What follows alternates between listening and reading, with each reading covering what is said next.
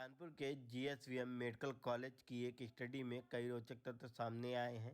लोग bad cholesterol को कम करने के लिए तमाम जतन करते हैं, लेकिन ज़्यादा बैड कोलेस्ट्रॉल कम हो जाना भी लीवर के लिए नुकसानदायक होता है। यह स्टडी में साफ हुआ है। वहीं विटामिन डी भी बनना लीवर में ख़त्म हो जाता है, जिस वजह से काफ़ी समस्याएं होती हैं।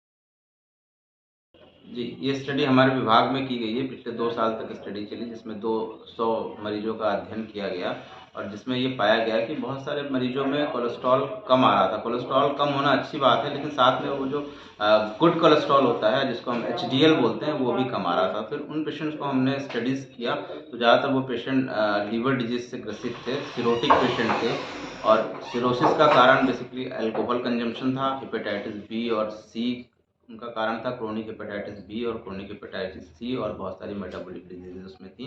इसमें पाया गया कि कोलेस्ट्रॉल बैड कोलेस्ट्रॉल कम होने के साथ-साथ गुड कोलेस्ट्रॉल भी कम हो रहा है, लीवर सिंथेसाइज़ नहीं कर पा रहा है, एचडीएल की कमी भी हो रही है and these patients are very much prone to develop the heart disease and brain stroke also.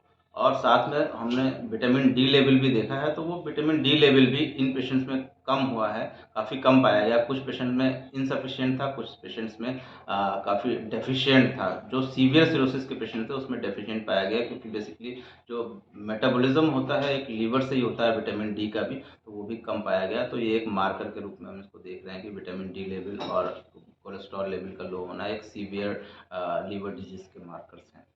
तो सर, जो ये स्टडी हुई है, इसका आगे इलाज करने में या डिजीज आइडेंटिफाई करने में कितनी कारगर कि साबित अगर मरीजों में कोलेस्ट्रॉल लो मिल रहा है, तो उसमें भी हमें ध्यान देने वाली बात है कि कोलेस्ट्रॉल लो क्यों है। तो ऐसे पेशेंट को हमें लीवर के लिए इवैल्यूएट करना चाहिए, इनका लीवर गड़बड़ तो नहीं है, और अगर लीवर में प्रॉब्लम पाई जाती है तो हमें इमीडिएटली उसी हिसाब से लीवर की बीमारी का इलाज करना होगा।